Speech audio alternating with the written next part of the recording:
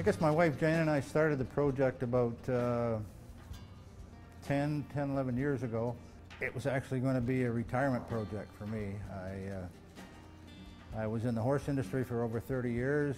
I was looking for an alternative career, and Jane and I were on vacation in Paris in February of 05 or 06, 05, and happened upon a brew pub on a little side street near the Notre Dame Cathedral, and we walked in and I said, this is what I want to do.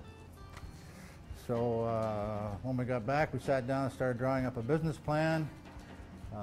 At that time there were any number of used brewing equipments online. There was a couple of sites for brokers online. I started to visit these sites and study what was available.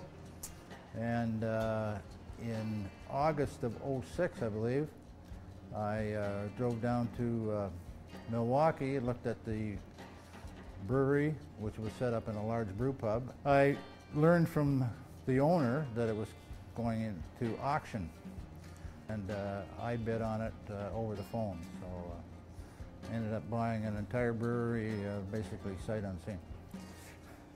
The building that we're in, that we finally found to set up our brewery in, was originally the Galt Knife building. Galt Knife was founded in 1913. So this building is over 100 years old.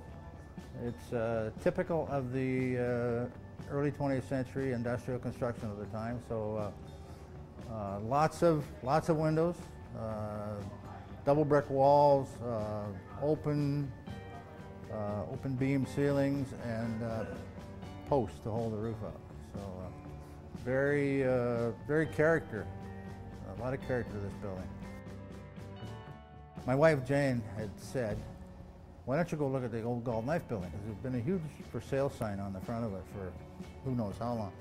And I tried to dissuade her. I said, well, Jane, that building's been a foundry for who knows how long. It'll be a hole. It'll be a mess. And when I walked in here, it was disgustingly filthy. And but it was, as soon as I walked in, I knew it was the right location. So, and it works for us. It's lineal, so we bring in our raw materials at the far end, and we bring the raw materials down to the brew house, which is in the next room here. And then from the brew house, they go into fermentation, which is the following room, and then to packaging, and then back out the door.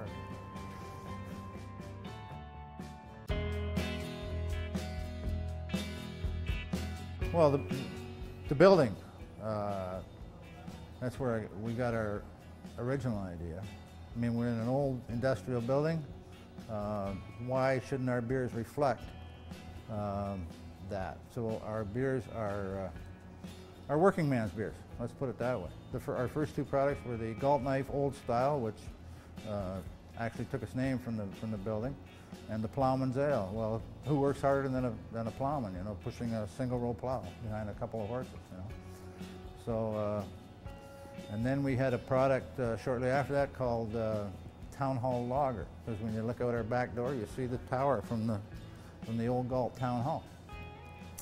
And Mill Race Mild is another one of our products, which reflects the mill race, which is the sluiceway which runs under the town of Galt, actually, and used to turn the mill wheels in several of the knitting mills that used to be in downtown Galt.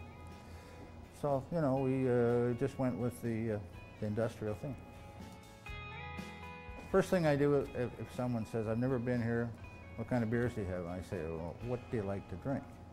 And if they tell me they like to drink, you know, a lager, I'll recommend our Tailgate. If they say, oh, I'm a little more adventurous, I like IPAs. So then we have our Curmudgeon IPA and our Pugnacious Pale Ale.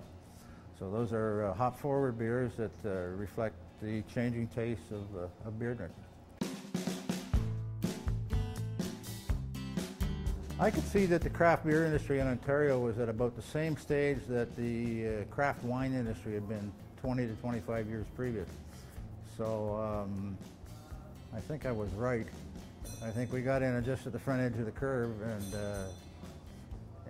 things have just been going, ever since we opened, things have just been burgeoning. We were one of, I believe, 20 members of the Ontario Craft Beer.